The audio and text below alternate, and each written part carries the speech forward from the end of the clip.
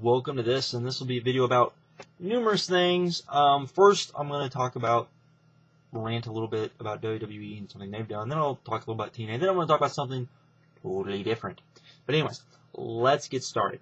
First, I'm going to talk about the fact that, for those of you not aware, apparently, the rumor is we're going to get 10, I guess it's more than a rumor, but apparently we're going to get 10 people in Money in the Bank at WrestleMania. 10 people. 10 people.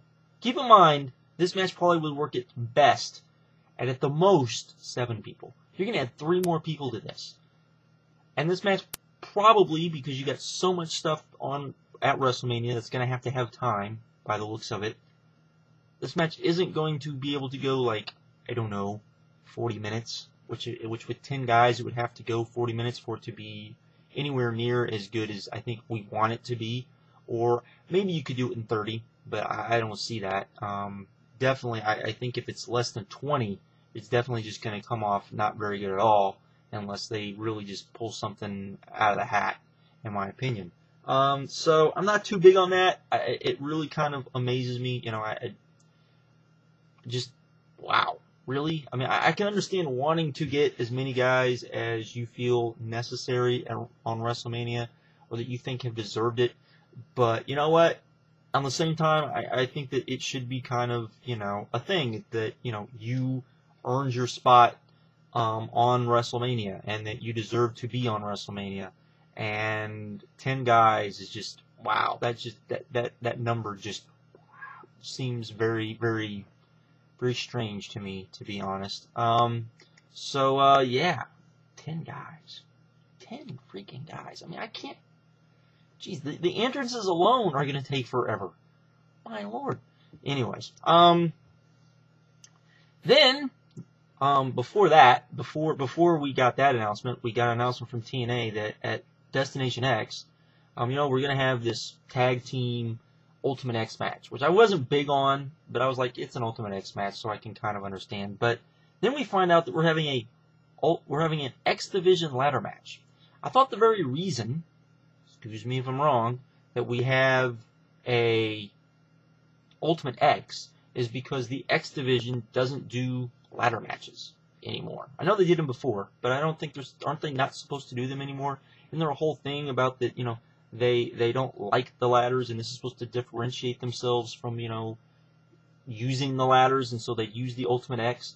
So why, you know, I mean, while I understand you can't do 2 Ultimate X's, I mean, you could. It'd be kind of weird, but you could. I don't know how that would work on a pay-per-view, but why not just have as many people as are going to gripe about this? Why didn't you just have Motor City Machine Guns and Generation Me take on each other in a regular tag match for like 20 minutes or 15 minutes? 15 minutes would probably be good.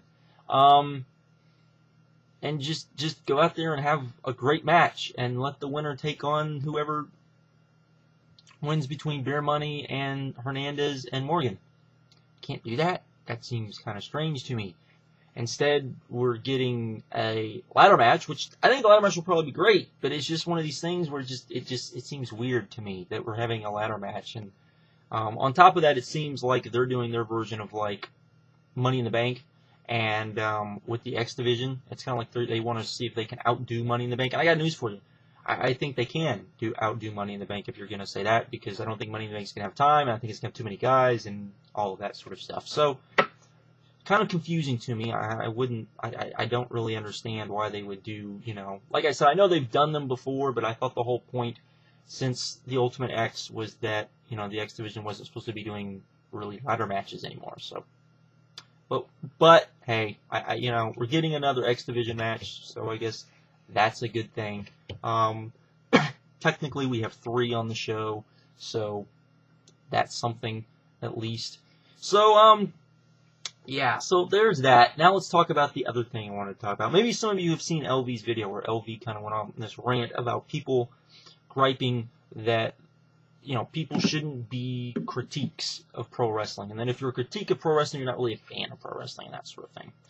And I don't know if this is where his video came from, but I was planning on doing a video very similar to this. And the reason is, those of you not aware, Spinnernet, and this isn't a video on Spinnernet, this is just Just I'm using him as a reference because it happened on his video. Cornette did a video when it was sent to me, and so I went and saw it, where he talked about the fact that he's not going to rate matches anymore, and he's not going to rate pay-per-views anymore. Fine, more power to him. I don't care. Didn't watch the video. Just knew that that's what the video was about. And if that's what he wants to do, more power to him. Here's my problem with the video, though. It's not what he said in the video. It's more of the comments in the comment section, because of course I can't respond to those comments, even if those comments are directed directly towards me or are kind of hinted that they are directed towards me, which does kind of bother me because of course I can't respond to said comments. And in the comments section, there was a lot of people saying, rating matches was stupid, the star rating system was stupid, this, that, and the other. The same argument about that if you're not in the pro wrestling business, you shouldn't be, condescending these guys. You shouldn't be rating matches. You shouldn't be doing this. The star rating system is a crime against the pro wrestlers. I think one or something like that. That we always hear that we shouldn't be giving star ratings to matches because it disrespects the pro wrestlers. All that junk. And then of course the rating pay-per-views. And the other thing I guess Spinner talked about, like I said, I didn't watch the video, was that he talked about that the rating system was flawed. Anyways, that's what he talks about. That's what he wants to talk about. I'm not going to set through one of his videos. But, just some info for those of you that might watch this. First of all, it amazes me that these people are always willing to go on Spinnernet's video and say this and not come to my videos and say this. Just to hear my point. When it comes to the star rating system, anyone that wants to blame me because the star rating system is used on YouTube needs to get a clue, because the star rating system was used on YouTube long before I used the star rating system. I used it because other people, particularly my subscribers and the people that watched my videos, I didn't use the star rating system for, I don't know, a good 4 or 5 months that I was on YouTube and doing reviews that I can remember. It was a long time I didn't use the system. It was a year before I even started posting the match ratings in the description box, until it was, again, people asked me to do it, and so I started to do it. I didn't want to do it because I never used it before. I didn't know if I was going to be good at using it, and then once I started using it, I realized it was pretty simple. What people need to remember is this: you have 5 stars. You have a bad, which is 1. You have 2 stars, which means the match is okay. You have 3 stars, which means the match is good. You have 4 stars, which means the match is great. Now, of course, the second one, the 2 star, the problem with that is people go, well, that's your average, and it's really not an average because there's 5 stars. And it's always called, like the Dave Meltzer 5-star system, even though he didn't invent it. It was a 4-star system that was used within the pro wrestling business to evaluate talent and to judge matches, to help evaluate talent. That is what it was used for. Guys used it for that. Meltzer used it because when he originally started doing his newsletter, he used it to judge matches, and it worked on later, particularly because early, when it was just a print, and particularly in the 80s and early 90s, the newsletter was mainly for people, little known secret, in the business. Not for the most, but there was a lot of people in the business read his newsletter because there was stuff about Japan, about Mexico. It was about the pro wrestling world, and it was the easiest way to find out stuff about the pro wrestling world because you didn't have the internet.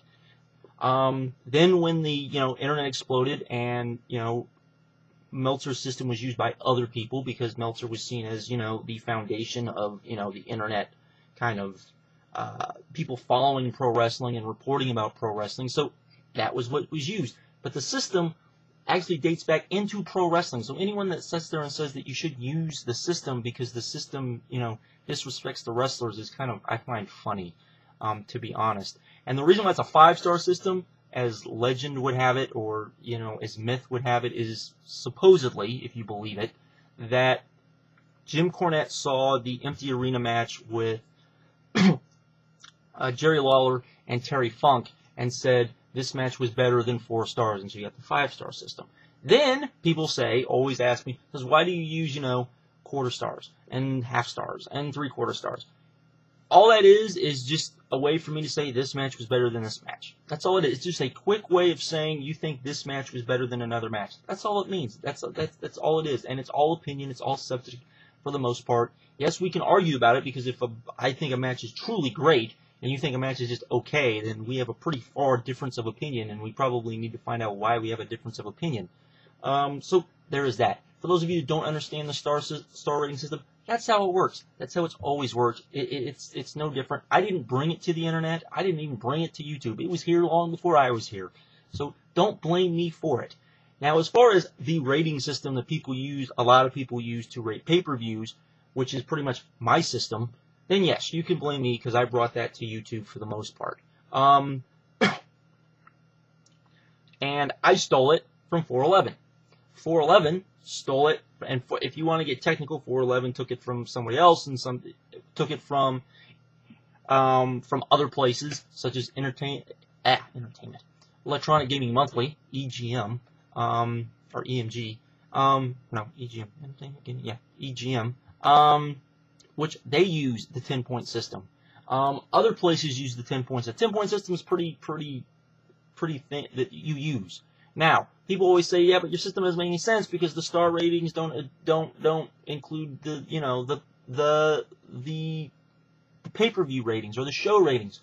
There's a reason for that, because you're judging individual matches. You're not judging the overall show. You could have a lot of good matches, and the overall show still be like, I don't know, that wasn't very good for whatever reason.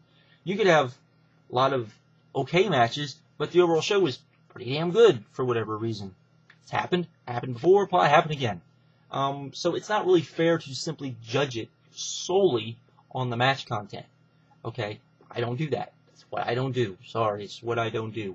And people say, well, but on my system, a 5 is not an average show or average DVD or average pay-per-view. You're right. You want to know why that is? Because there are such things as XPW, which existed, which, I'm sorry, XPW was worse than Glow, okay? And Glow, to my opinion, is probably worse than both TNA and WCW and ECW and, WWE. And you can't the worst of the worst that any of those companies have ever put on, I still think is probably, as good as Glow usually was. Okay, so it's not, that's why my system is the way it is, because I've seen so much wrestling. I know what true crap looks like. I know that there's that crap, and I've heard some people say, well, crap's crap, and this and that and that. True, but I don't think if you're going to use a 10 system, you can't exactly say, well, Glow's one, and then, I don't want to start using negative numbers. I've used negative stars before, but that was more to prove a point of how crappy a match was. But anyways, so to me, if you don't understand my rating system, that's fine. It's not going to hurt my feelings. And yes, people have stolen my rating system. I guess because it works. I guess because it works for them. I guess because, that's the way people want to do it. I don't tell people that's the way they have to do it. There's people that use thumbs up, thumbs down. There's people that, rate things completely different than I do. There's a guy on here that I'm going to recommend who doesn't rate anything even close to the way anyone else rates anything on here, the way he does his ratings. And I don't care, because it's what works for you. If all you want to do is do what I did when I first came on here, which was say, match was good, match was okay, match was bad, match was awesome, match was whatever, that's fine. Pay-per-view was good, pay-per-view was great, pay-per-view was whatever you want to do. That is up to you, and that is up to what you want to do. All right? And, and by the way, one last thing. I saw a lot of people say this, and this was, I know, directly towards me, because I've said this numerous times, that one match cannot save a show. That is bullshit. And here's why. If you don't think that one match can either A, save a show, or B, kill a show, because it's both ways, that would mean that WrestleMania 25, which had that horrible main event, okay, is actually a really, really, really good pay-per-view, which I believe I said it was. On the same token, if you're going to say, you know, a great main event can always save a pay-per-view. A bad main event can always break a pay-per-view because it's the main event. It's the most important match on the show. It's what everything has been leading to. Maybe I'm weird in thinking that way, but that's the way I think. And if you don't like it, sorry, that's the way I think. Maybe you shouldn't watch my reviews. I mean, it's not going to hurt my feelings. But anyways, that's all I really had to say. I just wanted to come on here and say those things. Kind of get stuff off my chest a little bit. I'm going to do this as a video response to LV, so people actually see what LV had to say about the whole critic thing, because I think he said it very good, and I wouldn't even add to it. But I just wanted to talk about my ratings, the way that I do things. If you don't do it, that's fine. But if you're going to bitch about it, at least bitch about it on my page or bitch about it on one of my videos. Don't go to other people's videos and bitch about it, please, because to me that's just being, you know, kind of a coward, to be honest. But anyways, yes, not too big on Tin Man on Money in the Bank. It definitely not.